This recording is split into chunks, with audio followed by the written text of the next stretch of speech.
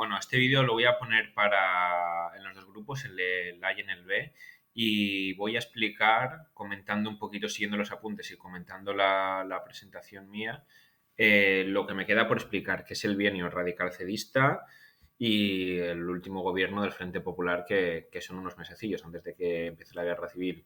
Lo que pasa que como en el A no tengo el proyector, pues también comentaré un poquito cositas del PowerPoint que tengo aquí preparadas del primer bienio, ¿vale? De la llegada de la República, elecciones y primer bienio republicano-socialista del 31 al 33.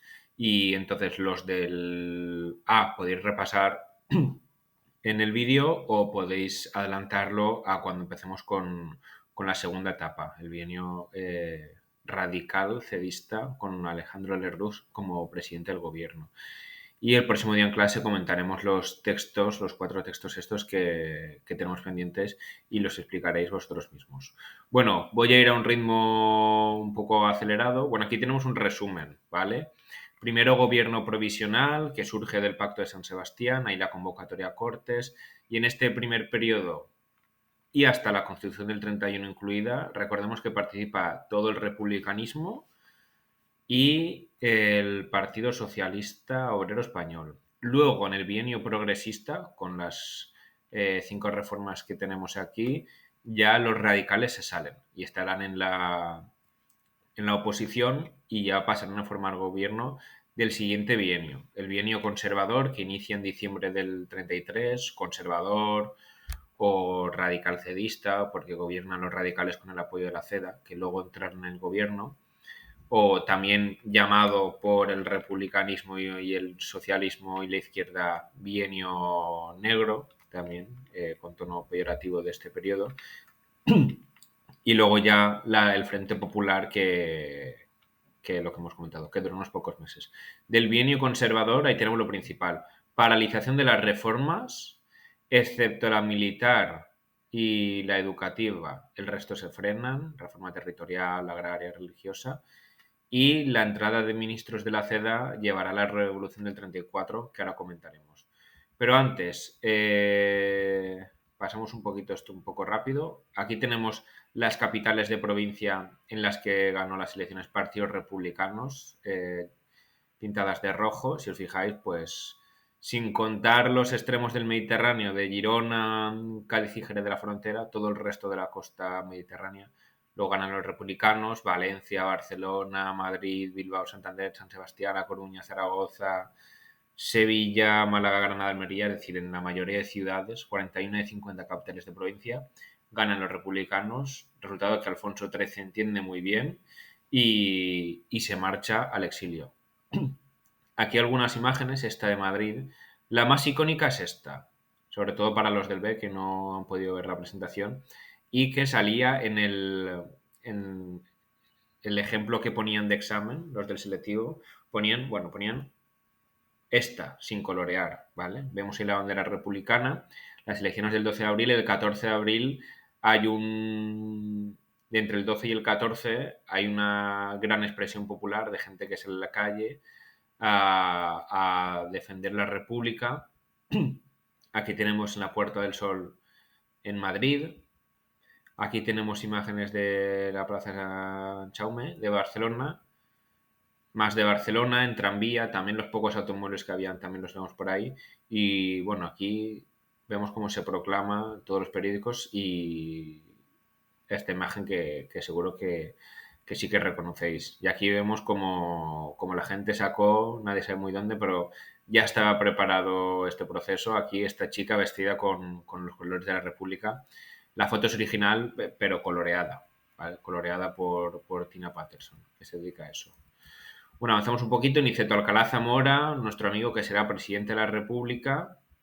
La Constitución, Clara Campoamor, que fue la que defendió en el Congreso el voto femenino frente a Victoria Kent, lo consiguieron, aunque las elecciones al Congreso, a Cortes Constituyentes, fue sufragio universal masculino. Luego en la Constitución ya quedó establecido, entre otros derechos que ganó la mujer, el derecho a voto, junto con otros como, por ejemplo, el divorcio, que enfadó mucho a los que tenemos aquí representados, que los manda al exilio, los eclesiásticos, ¿vale? El Estado laico es otra de las cuestiones clave en la Constitución y el partido de oposición interna que tendrá la República, la CEDA, será el primer partido católico de masas en España. Aquí tenemos algunos datos. Había en España en los años 30 unas 20.000 religiosos, 60.000 monjas, 35.000 sacerdotes, 5.000 comunidades religiosas, es decir, los números hablan por sí solos, pero también habla aquí que mucha población no se confesaban, no iban a misa, el 5% de la población rural de Castilla la Nueva, solo el 5% cumplió sus deberes pascuales, en Andalucía en algunos pueblos solo iba a misa el 1% de los hombres, a veces el cura daba la misa solo, en Vallecas el 90% de las escuelas educadas en colegios religiosos que la Iglesia tenía el control de la enseñanza, es decir, era la mayoría, no se confesaban ni asistían a misa una vez abandonado el colegio. Es decir, las declaraciones de hazaña de España había dejado de ser católica, en parte era defendible, también fue visto por los eclesiásticos como una provocación, aunque recordemos que aquí hay que distinguir entre Iglesia como institución y catolicismo como fe, como demuestra el caso de Pedro Segura, que marchó al Vaticano por conspirar por la República, expulsado por Maura, que otra cosa no, pero conservador y católico era. Entonces ahí tenemos el conflicto que generó en España el establecimiento de un Estado laico. La portada del Estatuto de Autonomía, una de las reformas principales, 1932, el Estatut de Núria, guerra al Estatuto catalán, estarán contra el nacionalismo español más conservador, estarán contra el ejército también, y de hecho será una de las reformas que se paraliza durante el segundo bienio.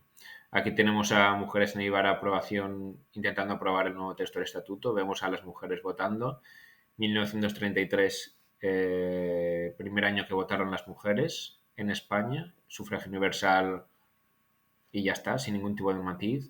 El texto autonómico del Estatuto Vasco-Navarro, presentado por el PNV, será rechazado de nuevo en la paralización de las reformas que hubo en el segundo bienio. Vamos a avanzar un poquito. Aquí tenemos Solidaridad Obrera de la AIT, uno de los diarios anarquistas, en este caso protestando contra los sucesos en Arnedo. De todos modos, los sucesos más famosos que ocasionaron los anarquistas, tenemos primero el hecho de Arnedo, luego tenemos el intento de Sanjurjo del golpe de Estado con el apoyo carlista, la Sanjurjada, pero fue lo que tenemos aquí en esta foto bastante impactante con los campesinos todavía sin enterrar, fue los sucesos de Casas Viejas en Cádiz con la represión de la Guardia Civil, la acusación a Manuel Azaña de dar la orden de disparar a la barriga, la falta de apoyo de Iniciativa Alcalá Zamora y la hostilidad que mostró contra él, la campaña que hizo contra él Alejandro Lerroux, que provocó en última instancia su dimisión y la convocatoria de elecciones. Todo ello provocado por esta rebelión anarquista en Casas Viejas, donde la represión fue brutal y donde quemaron vivos a muchos de ellos. Aquí tenemos la imagen coloreada posteriormente, donde se ve ahí a las fuerzas y cuerpos de seguridad del Estado, los campesinos muertos, etc. Y paso eso rápido, que son unos textos que comentaremos. ¿A qué causas atribuye usted el triunfo de la derecha? A Alejandro Lerroux, por una parte, lo dice ahí, una al voto femenino, y si vamos hacia el final, la otra ha sido la reacción del país después de 2 años de un gobierno que ha cometido muchas persecuciones y errores. ¿Persecuciones hacia quién, según Alejandro Lerroux? Hacia los terratenientes, pese a que la reforma agraria fue bloqueada sobre todo por vía legal por los grandes terratenientes, por los propietarios de las tierras, y también habla de la cuestión eclesiástica. Él, de hecho, en un texto dice que no debe haber persecución contra la Iglesia. Desde luego, la República, aunque sí que hubo algunos altercados anticlericales, no fueron promovidos por la República, que lo que hizo fue una separación y cumplir con el Estado laico que se había firmado en las Cortes, pero no hablaba de persecución contra la Iglesia. Aquí tenemos la CNT y la FAI, que fueron los que organizaron la revuelta de Casas Viejas, con el resultado que ya conocemos. A las elecciones se presentaron la izquierda más desorganizada y la derecha mucho más organizada y mucho más plural. En este bienio surge la CEDA, cuyo lema ya hemos visto, surge Renovación Española, de Calvo Sotelo Monárquica, las Jons y Falange Española, otros dos partidos fascistas. Sobre el bienio radical cedista, y ahora ya entramos en materia nueva, ahí lo tenemos, 34 y 35, fue esos 2 años, aunque es del 33, pero de diciembre a febrero del 36. El presidente Nicieto Alcalá Zamora se mantiene. Del gobierno, Alejandro Lerroux gobernará el Partido Radical, y las características básicas que tenemos ahí arriba a la derecha y luego presentadas aquí abajo son la paralización de las reformas y la revolución del 34. ¿Quién gobierna? Pues aquí quien lo decide es el presidente de la República, es el que manda encargar gobierno. ¿A quién le encargó mandar gobierno? A Alejandro Lerroux. Debido a que las simpatías del líder de la CEDA, es decir, Gil Robles, hacia el fascismo, hacia el nazismo, le hacían dudar de sus convicciones democráticas. Aquí lo tenemos en los apuntes, en el primer párrafo al final en la página 8. Él declaró después de volver de Alemania, cuando ya gobernaba Hitler, para él la democracia no dejaba de ser un medio para ir a la conquista de un Estado nuevo. Llegado el momento, el Parlamento se somete o lo hacemos desaparecer. No estaba la opción de que sospechaba el PSOE, de que una vez llegado al poder, Gil Robles se podía convertir en un dictador, y debido a ello le encargó formar gobierno a Lerroux, un republicano mucho más conocido, un republicano de centro, un republicano que había participado en el Pacto de San Sebastián, un republicano que había participado en la redacción de la Constitución, que es la base legal de este régimen democrático. Entonces, desde luego inspiraba más confianza a Nicieto Alcalá Zamora. Alejandro Lerroux tuvo que negociar con la CEDA su apoyo, porque no tenía suficientes diputados en el Congreso, y a quien tenía que acudir era la CEDA para que les permitiese ese gobierno. La CEDA aceptó con la condición de desmantelar las reformas que se estaban llevando a cabo. Freno a la reforma agraria, presupuesto para el culto y para el clero, todo esto lo tenemos en la página 8.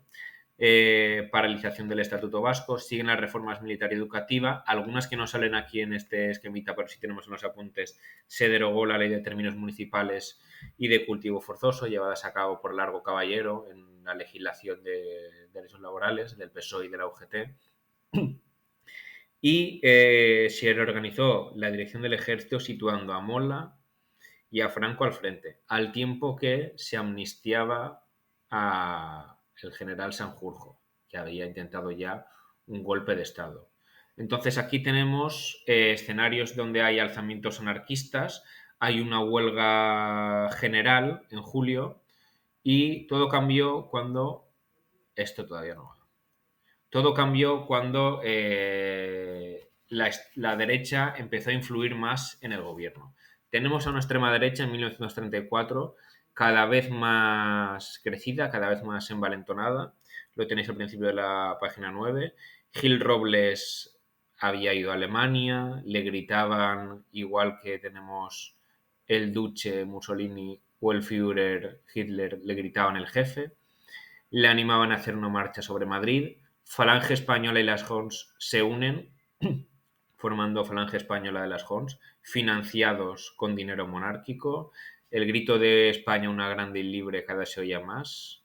El carlismo se empieza a parecer más a un grupo paramilitar que no a un partido político democrático. Y en ese contexto hay una escisión dentro del Partido Republicano Radical, dentro del Partido de Lerroux. La parte más cercana a la izquierda, que más comparte con los republicanos de izquierdas y se aleja más de la CEDA, liderada por Martínez Barrio, se escindió del partido porque vio que lo que se estaba haciendo era cumplir el programa político de la CEDA y que el Partido Republicano Radical estaba a merced de ellos. Después de esto, el partido se hizo más dependiente de la derecha, y la CEDA, que quería entrar en el poder, consiguió que 3 miembros de la CEDA entrasen al gobierno. Esto disparó el temor de la posible llegada a una dictadura, y lo que llegó fue la Revolución de Octubre de 1934. Voy a avanzar un poquito. Aquí tenemos donde triunfó. Hay que tener en cuenta que había habido ya una huelga general antes, en junio, entonces aquí algunos estaban incluso en prisión. Fue una huelga general revolucionaria. Va más allá de reivindicar salarios, va más allá de reivindicar condiciones laborales. Era una reivindicación de toma del poder. Y la respuesta fue muy violenta por parte de un Estado en el que estaba en manos en ese momento el gobierno del Partido Republicano Radical y de la CEDA. Ahora veremos quién lleva a cabo la represión, pero antes tenemos ahí que sí que triunfó en Cataluña, donde sí que se proclamó el Estado catalán como parte de la República Federal Española, añadiéndose a la revuelta contra el gobierno, que fueron reprimidos y acabaron en prisión. Y donde triunfó fue en Asturias, donde ahí tenemos iniciativa socialista, anarquista y comunista, donde todos se aliaron, donde las distintas fuerzas de izquierdas obreras se aliaron y fueron de la mano a la revolución, aprovechando que, entre otras cosas, luego os recomendaré un vídeo que podéis ver, aprovechando que tenían ahí pues dinamita. Es una zona minera y entonces ahí pues pudieron robar algunas armas, pudieron usar la dinamita e hicieron la rebelión que sí que triunfó en Asturias. Ahora bien, ¿qué consiguió la CEDA? Lo tenemos al final de la página 9. Que este asunto se dejara en manos del ejército profesional, de la Legión Española y de los regulares marroquíes, es decir, las tropas mercenarias de, bueno, aquí los tenemos, a las tropas marroquíes norteafricanas desfilando en Gijón tras socavar la revolución. Oviedo destruida, insisto con un vídeo que luego os mostraré, un total de 1.700 muertos, incluyendo religiosos, guardias civiles y unos 100 obreros ejecutados en juicios, donde hay declaraciones que luego os pondré de un participante que contaba cómo iba el cacique, iba diciendo quién había participado, quién no, etcétera. ¿Esto que provocó? Una durísima represión, como podemos ver aquí. Aquí participó Franco en esta represión y ya empezó a ver lo que era aplicar la represión contra sus propios compatriotas. Eh, Vamos a verlo aquí. Los abusos cometidos por unidades coloniales provocaron serias fricciones entre el general López Ochoa, por un lado, y Franco y Yagüe, ambos participaron en el golpe de Estado del 36, por otro.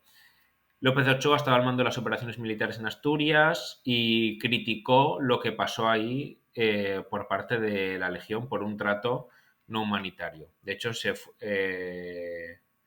Yago envió un emisario a Madrid para quejarse de Franco y Gil Robles por el trato humanitario que se daba a los mineros. Es decir, aquí se ve qué tipo de represión quieren aplicar. Yagüe amenazó a López Ochoa con una pistola cuando él se estaba quejando del trato que estaban dando. Meses más tarde, López Ochoa habló con el vicesecretario general del PSOE, acerca de los problemas que tuvo para contener los actos criminales de la Legión. Y aquí se ve muy bien. Los legionarios se llevaron en una camioneta a 27 trabajadores sacados de la cárcel, decapitaron o ahorcaron a los presos, les cortaron los pies, manos, orejas, lenguas, hasta los órganos genitales. A los pocos días, uno de mis oficiales, hombre de toda confianza, me comunicó que unos legionarios se paseaban luciendo orejas ensartadas en alambres a manera de collar, que serían de las víctimas de Carballín, que es uno de los pueblos que hay en la zona minera que se rebelaron. También me llegaron las hazañas de los regulares del Tabor de Ceuta, violaciones, asesinatos, saqueos, mandé fusilar a 6 moros, lo cual le dio problemas y él dijo que les sometió al mismo consejo al que ellos sometieron a sus víctimas. ¿Qué se entiende de aquí? Dos cosas. Una represión brutal y una división también en las fuerzas y cuerpos de seguridad del Estado entre los que aplican una represión muy dura y los que intentaron dar un trato humanitario como López Ochoa y los problemas que le valió. Aquí tenemos a una columna de guardias civiles con mineros capturados en Palencia, también por ahí cercanos. Y la Revolución de Octubre cambió todo. ¿Por qué cambió todo? Por una parte, en la derecha se reforzaron los sectores, lo tenéis en la página 10, partidarios de la dictadura, empezaron a actuar con más impunidad. entraron de la CEDA 5 miembros al gobierno. Gil Robles ocupó el Ministerio de Guerra, situó a generales monárquicos al líder del ejército y cada vez era más partidaria a la derecha de una dictadura. La izquierda, en cambio, tendió a unificarse, aunque también es cierto que una parte del PSOE, liderada por Largo Caballero, se situó eh, más cerca de la vía revolucionaria que de la vía parlamentaria. Sobre todo el sector más sindicalista. Es decir, ya no veían la república que podía ser la herramienta para transformar la sociedad que ellos consideraban. Aún así, la mayoría del PSOE, junto con los republicanos de izquierdas, se aliaron y formaron lo que tenemos ahí, el Frente Popular, hombre que le dio, por cierto, el Partido Comunista, que participó, y que no le gustaba, por cierto, mucho Azaña. Ahí tenemos los partidos que lo forman. Era una gran coalición y el PSOE puso dos condiciones: electoral, no de gobierno. El PSOE no quería formar parte del gobierno, que se lo dejó a los republicanos de izquierdas. Algunos sí, como Indalecio Prieto, que era quien quería Azaña que fuese el presidente del gobierno, pero al final no fue así. Y participarían comunistas y sindicalistas. Lo formaron Izquierda Republicana de Azaña, PSOE, Esquerra Republicana de Cataluña, Partido Comunista, Partido Sindicalista, que es una cosa un poco rara, una escisión dentro de la CNT, y el POM, el Partido Obrero Unificado Marxista, presente casi únicamente en Cataluña, que era comunismo antiestalinista. En resumen, la izquierda se presentó unida frente a una derecha que había perdido apoyos también después de su experiencia de gobierno. ¿Pero qué llevó a las elecciones? Lo tenemos al final de la página 10. El escándalo del extraperlo. Aquí tenemos un acto de unidad del Frente Popular en Barcelona en febrero del 36, el mes de las elecciones. Lo que llevó al final, lo tenemos aquí, espera. La crisis final fue provocada por las consecuencias del 34 y la reorganización de las izquierdas y la formación del Frente Popular y escándalos de corrupción, sobre todo la cuestión del extraperlo, que era una ruleta trucada que llegó a España procedente de Holanda. Extraperlo viene de Strauss y no me acuerdo cómo se llama el otro, Perlo o algo así, que eran los dos encargados de traer aquí la ruleta y eran miembros del Partido Republicano Radical los que estaban implicados en este caso de corrupción y al final Niceto Alcalá Zamora convocó elecciones. No las convocó las elecciones cuando después de entrar los ministros de la CEDA, antes de la Revolución del 34, se lo pidieron gente como Martínez Barrio, que fue uno de los el que lideró la escisión del Partido Radical, ni tampoco cuando se lo pidió Maura en el mismo momento. Es decir, gente conservadora o de centro le pidió en ese momento convocar elecciones, pero él no lo hizo. Sí que lo hizo aquí después del escándalo, cuando Gil Robles le pedía que le diese el gobierno a él. Él quería formar gobierno. Lo que pasa es que, como tenemos al final de la página 10, las Juventudes de Acción Popular, que son la organización juvenil de la CEDA, había declarado lo siguiente: con las armas del sufragio y de la democracia, España debe disponerse a enterrar para siempre el cadáver putrefacto del liberalismo. Las Juventudes de Acción Popular no creen en el sufragio universal, ni en el Parlamento, ni en la democracia. Estas declaraciones hablan del poco compromiso democrático, daban fuerza a los argumentos de la izquierda de que Gil Robles y la CEDA querían afianzarse como dictador una vez llegado a presidente del gobierno, de manera que lo que hizo Azaña fue convocar elecciones. Unas elecciones Alcalá Zamora. Lo que pasa es que en las siguientes será Azaña el presidente de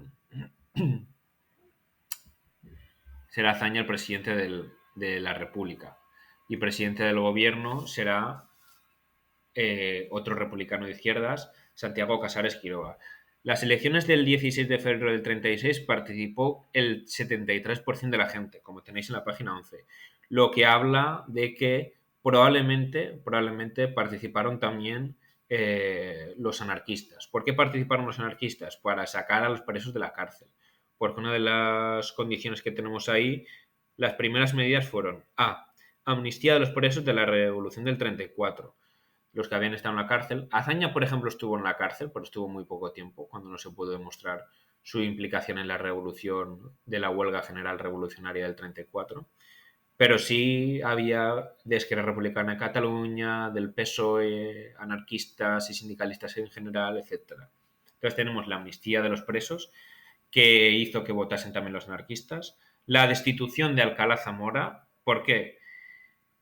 Y en su lugar nombraron a Azaña. La realidad es que Alcalá Zamora ya no era visto bien ni por la izquierda, porque mantuvo a Alejandro Lerroux, ni por la derecha, porque acabó con el bienio en el que gobernaban en vez de haber nombrado a Gil Robles presidente o que él formase gobierno, ¿vale? Es decir, mantuvo el gobierno de la CEDA, lo que no gustó a la izquierda, pero también fue el que acabó con el gobierno de la CEDA, lo que no gustó a la derecha. Y luego tenemos aquí la recuperación de las reformas, aquí tenemos el resultado del 36, recuperación de las reformas, la reforma agraria, se presentaron nuevos proyectos de estatuto en el País Vasco y Navarra y en Galicia.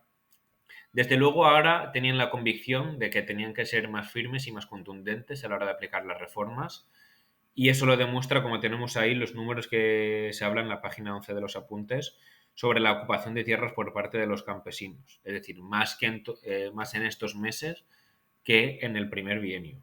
Restauración de la autonomía catalana, es decir, se recupera el proyecto reformista. Recordemos que la educativa y la militar nos habían frenado. Y estos meses finales, aquí tenemos como mandan afuera a los implicados en el caso del extraperlo. Este señor de aquí, Lerroux, aparece representado como mayor, porque ya está mayor, ya lo conocemos desde hace un tiempo. Aquí tenemos a Franco y Godet, se dirigieron entre todos al presidente del gobierno en funciones, Manuel Portela Vallada, para que declarase el estado de guerra y anulase las elecciones. A esta maniobra se sumaron Gil Robles y Calvo Sotelo. La derecha, que llevaba conspirando desde el principio de la República, esta conspiración fue muchísimo mayor y se empezó a. El golpe de Estado de julio del 36 viene de la conspiración liderada por Emilio Mola, que inició especialmente a partir de febrero del 36. No aceptaron el resultado de estas elecciones, dijeron que estas elecciones eran. Ay, no me fastidies, que me ha salido. Bueno, pues tenemos aquí el Back to Security este. Es que este es el portátil de. Ahora. No aceptaron el resultado de las elecciones. Dijeron que eran ilegítimas, que hubo amaños. La historiografía ha demostrado que esto no es cierto, que fueron unas elecciones limpias en un país con unos procesos democráticos que habían dado resultado a victorias de ambos bandos. Entonces, esto que decían era incorrecto y era la justificación del golpe de Estado que aquí empiezan a preparar y que el 18 de julio se llevó a cabo. Tenemos radicalización por parte de ambos bandos. En la izquierda, el PSOE, las juventudes de la CEDA, ya hemos mencionado, las juventudes de Acción Popular, muy influidas también por el nazismo. También tenían sus juventudes el PSOE y el Partido Comunista de España, el PCE, que se fusionan, lideradas por Santiago Carrillo, en las Juventudes Socialistas Unificadas. Esto lo tenemos ya en la página 11.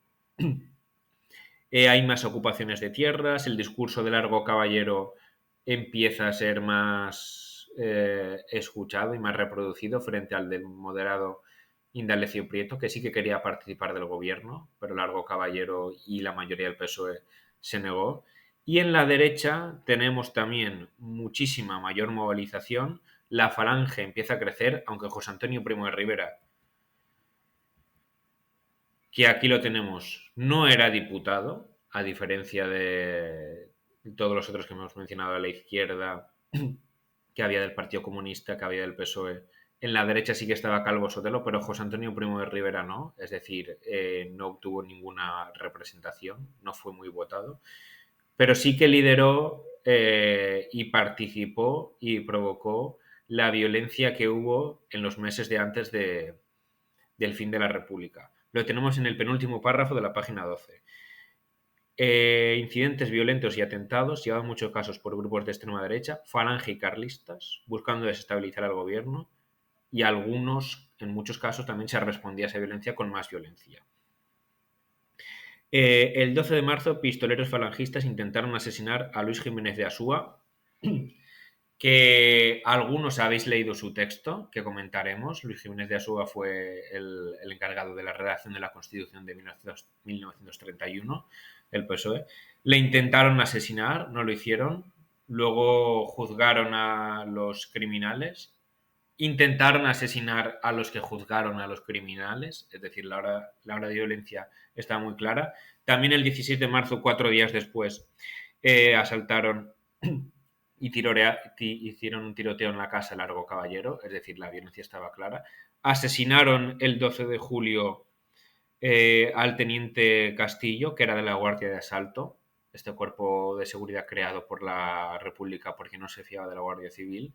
La respuesta fue ir a matar a Gil Robles. Como no lo encontraron, en su lugar fueron a por Calvo Sotelo, líder monárquico, líder que empezaba mucho más radical que Gil Robles y que empezaba a ganar popularidad. Y Calvo Sotelo, ahí lo tenemos, el 13 de junio del 36, lo asesinaron los compañeros del teniente Castillo como respuesta a la muerte que había sufrido su compañero. Y esta fue la excusa para sumarse al golpe de Estado que tuvo Francisco Franco, el golpe de Estado que venía planificándose desde febrero del 36 y en el que Franco daba largas y al que no se unía para, para desesperación de muchos de los que participaban, como por ejemplo Mola, que al final dijo, el golpe se hará con Paquito o sin Paquito. Franco, que estaba en las Islas Canarias, Mola, que estaba en Pamplona, Sanjurjo, que estaba en el exilio. Esos tres, entre otros, Yagüe, Cabanellas, liderarán el golpe de Estado del 17 de julio del 36. Esta imagen ahí pone de junio, es de julio. Y con eso empieza la guerra civil, que ya veremos más adelante. Ya os diré, bueno, ya empezaremos ese tema. También quería comentaros de un documental muy bueno. Ahora os compartiré algunos fragmentos que podéis ver. En uno se habla de la convocatoria de la huelga del 34, de la amenaza del fascismo y cómo fue esta huelga en Asturias. Y otro que habla de un jurista que participó en la reforma agraria y, bueno, pues que explica un poquito sus limitaciones. Espero que nos veamos pronto en clase. Chao, chao, chao.